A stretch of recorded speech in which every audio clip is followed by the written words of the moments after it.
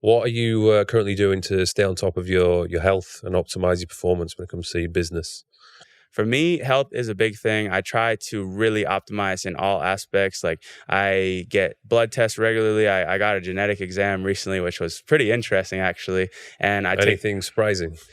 Yeah, I mean, I couldn't kick you all the science behind it. I got like this guy that I work with named Gary Brecka Mm. at 10X Health, and his team, like they did a genetic test and they give you an analysis of it, and then they give you supplements to sort of fill those deficiencies. And when I saw a genetic test, I saw so many things that I didn't even realize that were, it started to make sense. Like there were certain things in there talking about how like anxiety was like a genetic thing that both of your parents have. So now it's baked into your genetic coding. But if you take this supplement, it will help take it away. I would wake up feeling a little bit more tired every single day. And I thought that was just a relatively normal thing. But then I started taking the supplements and getting rid of certain foods in my diet, and it started to get better.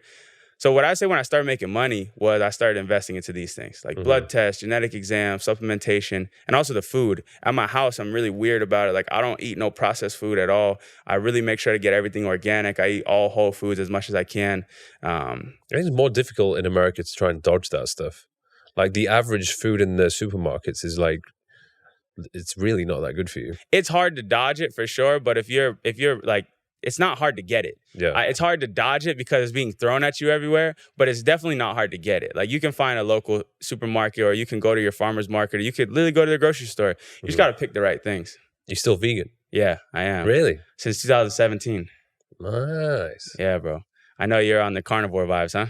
I just eat everything really. Yeah. I stay away from dairy, but I tolerate pretty much everything, but I stay away from anything that's heavily processed. Yeah, I don't have any issues with meat, actually. Like, I think it's something that even later on in my life I could go back to. But at this stage of eating a plant-based diet now for 7 years, when I run my labs and I come back consistently healthy, when I'm in the gym and I'm putting up weights that I'm happy with, and I'm in a cardio state that I'm really happy with. Like, we played soccer the other day, right? And I'm playing soccer with my friends that are carnivores, and they're all these like big meat eaters and stuff like that. I don't get tired, bro. I'm out here outrunning these guys left, right, and center. So it's working for me. Therefore, I'll keep doing it. I could see the arguments for the whole, carnivore, eating more meat and stuff, but what I'm doing now is working for me. Did you ever get tested before you went vegan, of all the testing and everything you've done? I actually didn't, because back at that time I was not even making any money. That was in 2017. So that would be interesting to see what it was then to what it was now. Yeah, I think for anybody who starts making decent money, to reinvest that into yourself, improve the quality of the food that you're eating, maybe get involved with some gadgets that are going to assist with, like, say, for example, Whoop. Like that helped me massively just to understand more about my sleeping habits and to improve it. And actually made me realize, oh, okay, so it doesn't even matter. Like, I could sleep for 7 hours, but what's the quality of the sleep like? How much deep sleep did you get? How much REM sleep did you get? Like, all these things made a massive difference. And that was one of the major things that made me move away from alcohol.